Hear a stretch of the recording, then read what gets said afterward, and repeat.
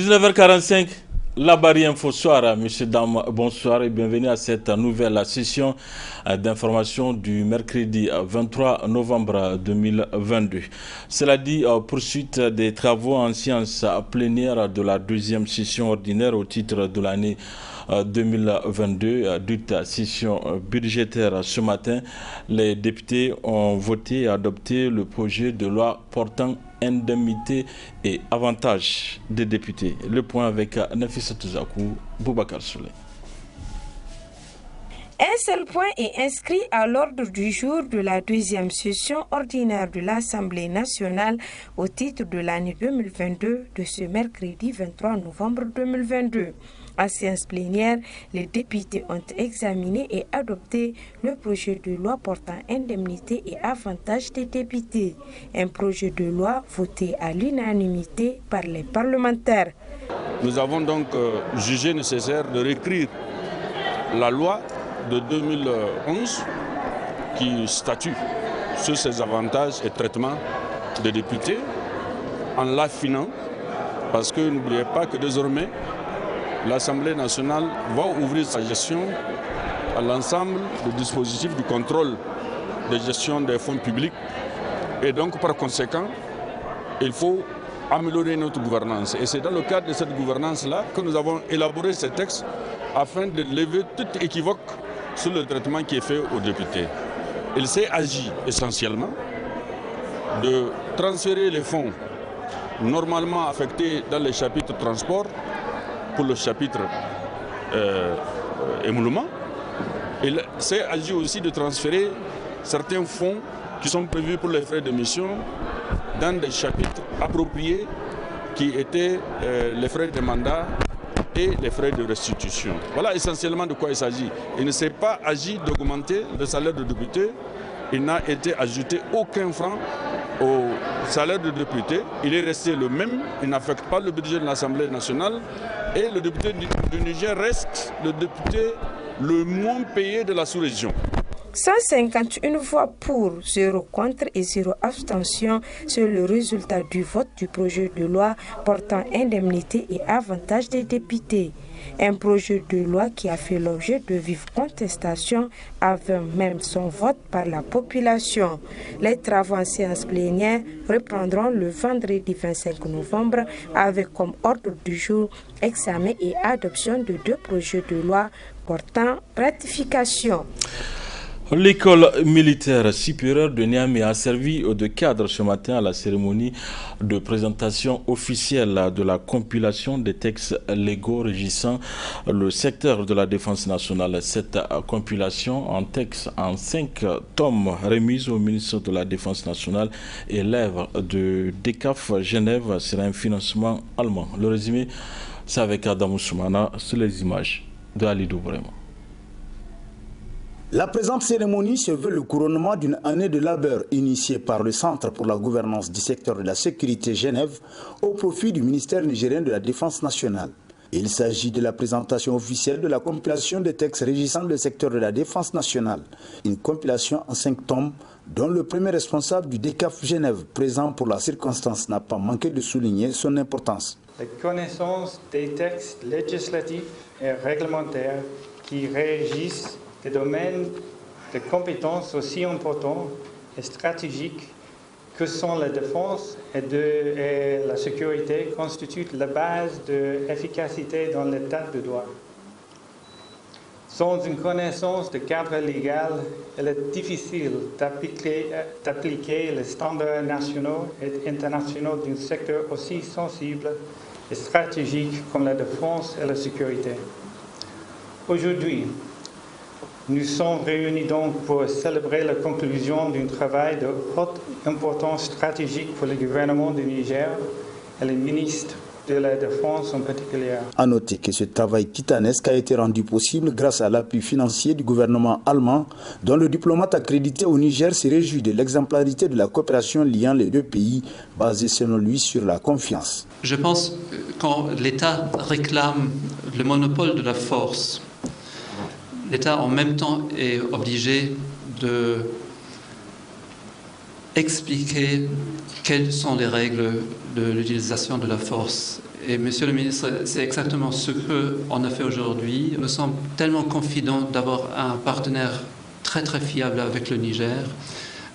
Vous êtes tous du métier. On soutient le Niger dans le domaine de la sécurité avec de multiples activités. Et il faut une certaine confiance quand on s'engage avec un tel volume. Et cette confiance vient exactement du fait que le Niger fait tellement attention au domaine de la gouvernance du secteur de sécurité. En présidant cette cérémonie officielle, le ministre en charge de la Défense a bien voulu rappeler l'engagement du président de la République sur toutes les questions prioritaires, notamment celles sécuritaires, avant de s'appesantir sur l'objectif assigné à ces textes. Depuis plus d'1 an, des CAF, avec nos experts, ont travaillé sans relâche sur la compilation des textes régissant le ministère de la Défense du Niger de 1960 à nos jours.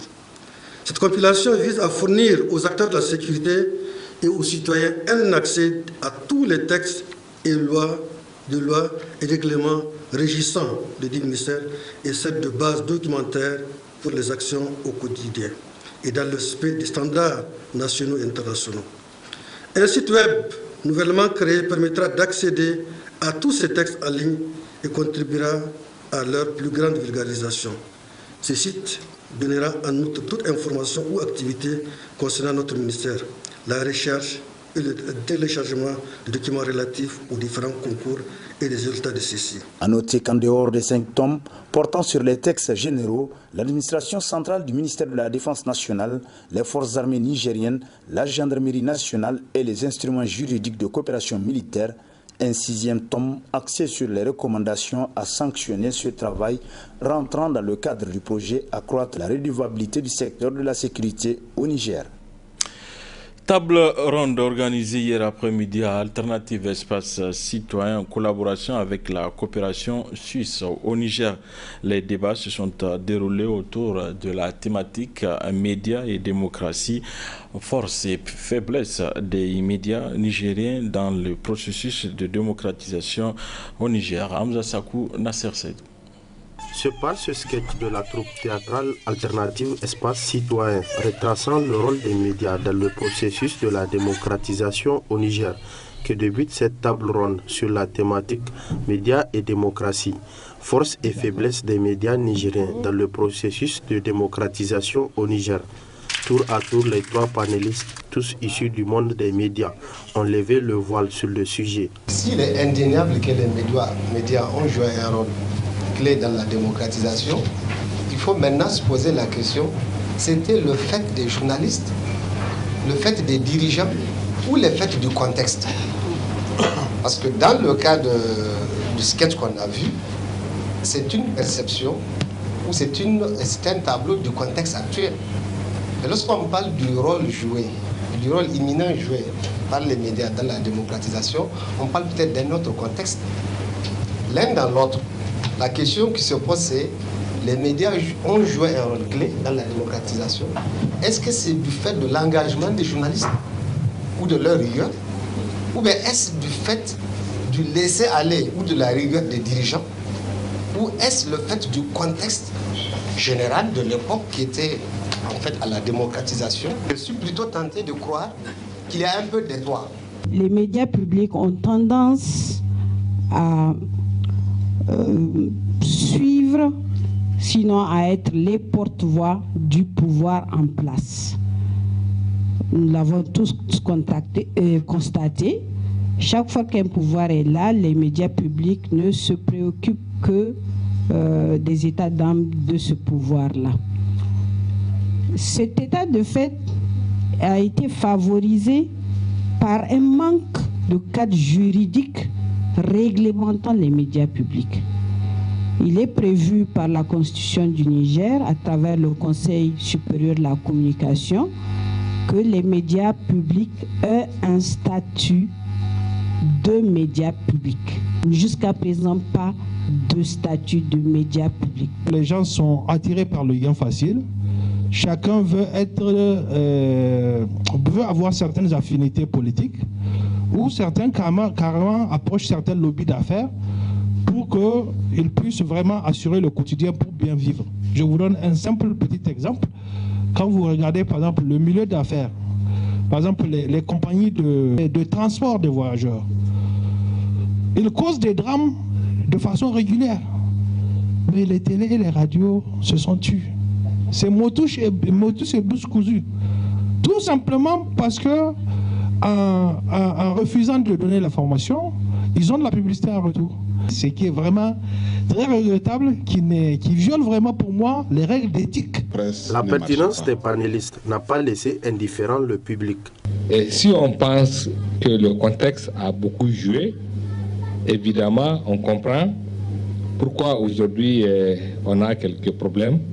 Et on comprend aussi que parfois il y a des faux diagnostics, ou en tout cas des éléments de diagnostic qui sont faux et qui, dans tous les cas, même si on les suivait, on n'arriverait pas à la solution.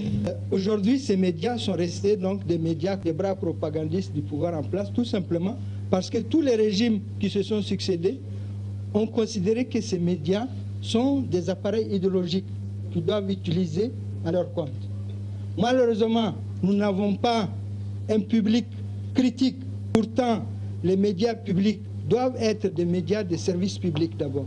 Il ne s'agit pas de mettre de l'argent, parce que les gens maintenant, dans tous les secteurs, on ne rentre pas dans ces métiers-là par vocation, par passion, mais on en fait un gagne-pain. Et je pense qu'y mettre beaucoup d'argent va juste pourrir. Hein. L'objectif de cette initiative de Alternative Espace Citoyen est de relever le niveau de culture politique et accroître l'engagement citoyen des jeunes au Niger. Le 20 novembre dernier, de retour de la ville de Difa, la mission de sensibilisation budgétaire était dans la ville de Zender pour le même exercice 2022 des sessions budgétaires citoyennes régionales. L'exercice va en effet concerner toutes les régions du Niger avant la session nationale. Pour la session de Zender, c'était la place Tanimoun de l'association alternative Zender qui a servi de cadre. Nos envoyés spéciaux Boubacar Ibrahim, Boubacar Souley. Après Maradi et Difa, la ville de Zender a constitué la troisième étape de la mission de vulgarisation budgétaire qu'Alternative et le ROTAB ont bien voulu porter à travers des sessions budgétaires citoyennes régionales. À Zender, où l'intérêt pour la session n'a pas aussi manqué, les participants ont, au-delà des explications reçues sur l'élaboration d'un budget, profité d'une édification sur le principe de la rétrocession concernant la redevance minière et pétrolière. Les 15% de rétrocession minière et pétrolière de l'État vers les collectivités territoriales. Quand vous prenez dans le domaine des mines, donc c'est la région d'Agadez et de Tilaveri qui bénéficie de cette rétrocession-là. Et dans les 15% là, il y a un certain nombre de taxes que l'État met dedans avant de retracer aux collectivités territoriales. Mais dans les trucs de collectivités territoriales, vous allez trouver 15%, rétrocession de 15%. Mais les 15% elles-mêmes, elles sont constituées de 4 différentes contributions. Il y a la redevance minière là, il y a la taxe d'exploitation artisanale, il y a les droits fixes là, il y a les redevances superficielles que l'État met en tout. Parce que là, je vous dis que c'est des inscriptions qui sont dans le budget de l'État. Quand lui, il prend, il rétrocède 15% aux collectivités territoriales des régions concernées. Ça, c'est sur les mines. Quand vous prenez pour le pétrole, c'est un ensemble aussi de redevances. Mais dans le budget des collectivités territoriales, vous n'allez pas trouver ça. C'est juste que vous allez voir rétrocession de 15% des redevances pétrolières. Ou bien ils vont écrire redevances pétrolières. Mais à l'intérieur de ces redevances pétrolières-là, pour la région de Difa, c'est les droits fixes pétrole. C'est la redevance superficielle pétrole, c'est la redevance ad valorem pétrolière. Les participants ont aussi à l'occasion partagé leur perception de la chose. Jamais les secteurs sociaux de base n'auront une oreille attentive de la part de nos gouvernants tant que quand même ce n'est pas à nos États de prendre en compte nos budgets. Principalement la question éducative qui doit être le socle de tout développement. Tant que cette question n'est pas assumée entièrement, je dis bien entièrement par nos États, jamais il n'y aura de développement, jamais il y aura d'épanouissement dans nos différents pays.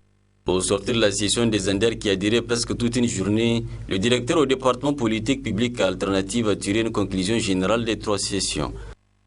L'idée pour Alternative et ROTAB, c'est que d'ici la fin du mois de novembre, de faire le tour de l'ensemble des régions de ce pays, organiser des espaces de discussion autour du budget 2022 et du projet 2023, afin d'une part d'informer les citoyens sur le contenu de ces documents, dire quelles sont les principales orientations que donne le gouvernement sur les actions de développement qui concernent notre pays, sur les secteurs sociaux qui nous intéressent, éducation, santé et autres, c'est de dire quels sont les choix du gouvernement, dans quelle mesure ça affecte les citoyens et de quelle manière.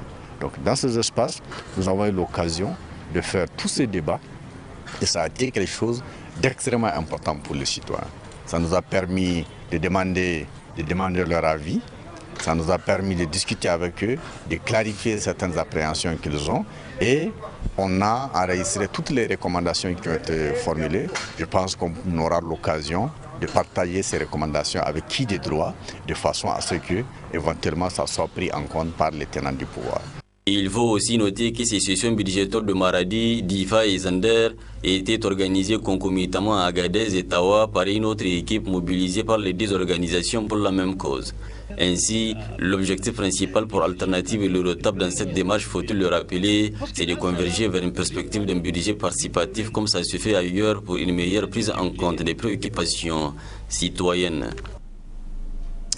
Revue des incidences fiscales liées aux opérations d'inventaire et de régularisation dans le contexte de la facture certifiée, c'est le thème d'un séminaire ouvert ce matin dans le village de Bangoula, une activité initiée par l'association nigérienne pour le civisme et la croissance ANDC. Ismaël Moumouni Sadodomi.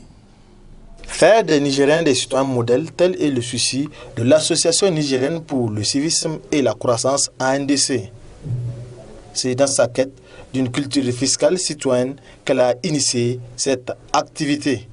De manière spécifique, le présent séminaire vise à rappeler aux acteurs participants le poids du risque fiscal dans la viabilité de leur entité. Également à faire la revue de l'essentiel des impôts et taxes communs auxquels ils sont assujettis, afin de procéder à l'analyse de ce que peut constituer, du point de vue de la loi, les opérations d'inventaire et de régularisation.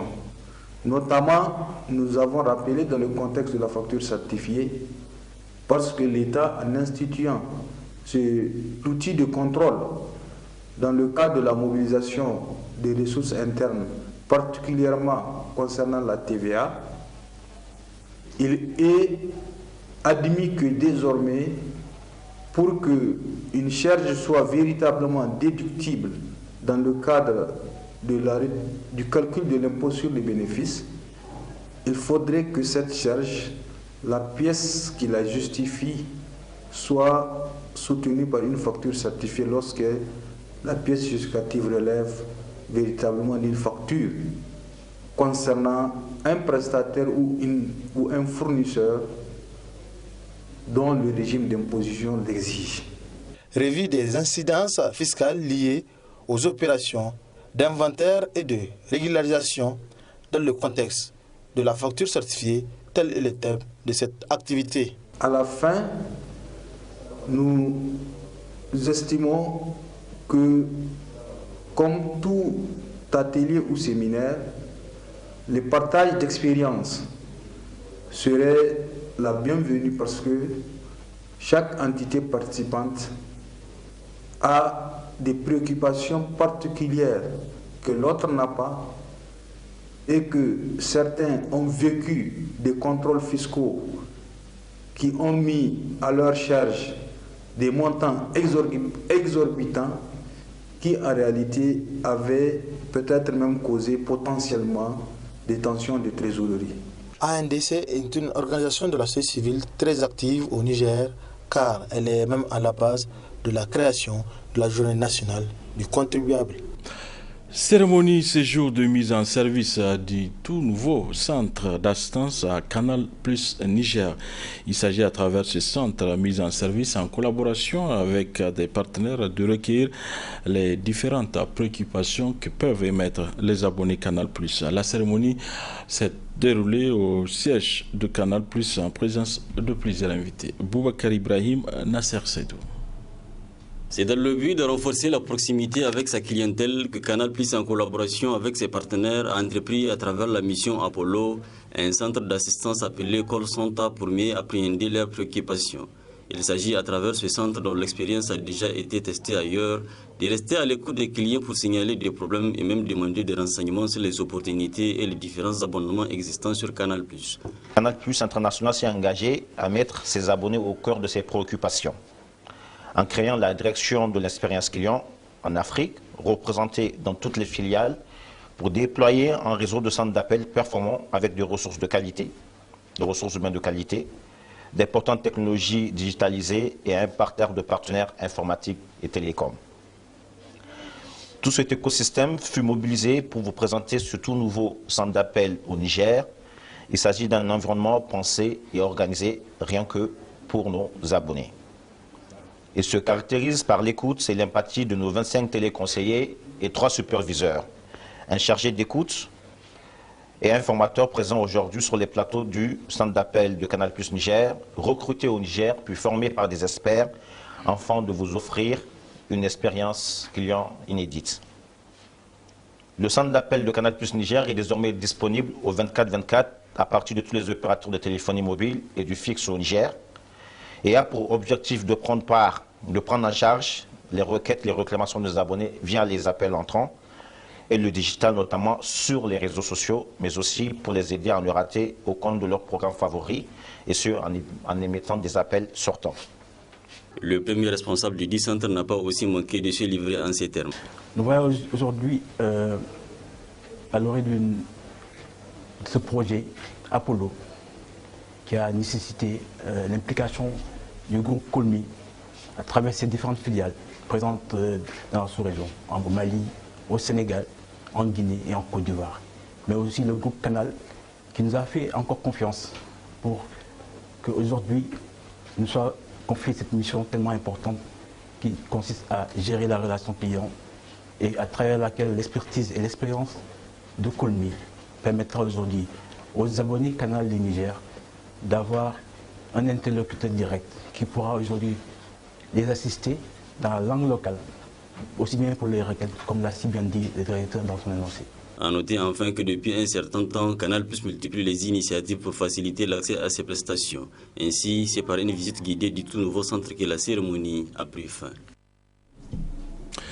Célébration hier, 22 novembre 2022, de la 11e édition de la Journée africaine de la sécurité routière à Zender par l'ANICER sous le haut patronage du ministre des Transports, Alma Oumarou. Une journée qui a pour thème cette année la surcharge, détruit le véhicule, détériore la route et tue. Évitons-la. Et le point avec nos confrères de la télévision Gaskia. Cette célébration de la 11e édition de la Journée africaine de la sécurité routière est organisée par l'ANISER, Agence nationale de sécurité routière, sous le haut patronage du ministre des Transports, M. Oumarou Malam Alma. C'est en présence des syndicats des différents secteurs du transport. Le transport joue un rôle essentiel au Niger du fait de l'enclavement et de la vaste étendue du territoire. Il constitue le support par excellence de la quasi-totalité des activités économiques et sociales. Le transport routier représente plus de 80% des transports intérieurs et extérieurs en l'absence de voies ferrées, de voies navigables et la faible utilisation du transport aérien. Le secteur du transport joue un rôle très essentiel de l'économie du pays, mais souvent confronté à d'énormes difficultés. L'objectif principal de la sécurité routière est de réduire le risque d'un accident de la route en faisant évoluer les règles et les obligations associées aux conducteurs, aux véhicules, aux routes, afin de réduire significativement ce risque potentiel. Avec l'accroissement de la population La ville de Zender compte aujourd'hui plus de 5000 tricycles et 2000 engins à 2 roues destinés à assurer le déplacement des personnes dans la ville, et cela avec un grand risque d'accident de circulation engendrant parfois des pertes en vies humaines ou dans le moindre des cas des victimes invalides. Le thème choisi cette année, la surcharge détruit le véhicule, détériore la route et tue, évitons-la, illustre parfaitement la situation d'insécurité routière que fait face le pays avec de nombreux cas d'accidents qui ne cessent d'être enregistrés. La situation de l'insécurité routière est très préoccupante au Niger. En 2021, notre pays a enregistré 7543 accidents corporels, 1152 personnes tuées, 4011 blessés graves et 8071 blessés légers. À cela, il faut ajouter des personnes handicapées à vie et des dégâts matériels considérables. Les principales victimes sont des jeunes de 20 à 39 ans. Ils représentent plus de 67% des victimes. Le thème que nous avons retenu pour la 11e édition de la Journée africaine de la sécurité routière est la surcharge. Selon un contrôle effectué par le Fonds d'entretien routier en 2019, sur 6 mois, 30% des véhicules poids lourds seraient en surcharge. Mais les conséquences de la surcharge sont multidimensionnelles. Elle réduit la durée de vie de nos routes, réduit la durée de vie de nos véhicules et est à la base de graves accidents de route avec des pertes en vies humaines considérables. Des défilés, sketchs de sensibilisation ont été présentés dans le but de sensibiliser les conducteurs afin de réduire les taux d'accidents dus à la mauvaise conduite. Fin de cette édition. Merci à vous de l'avoir suivi. Au revoir.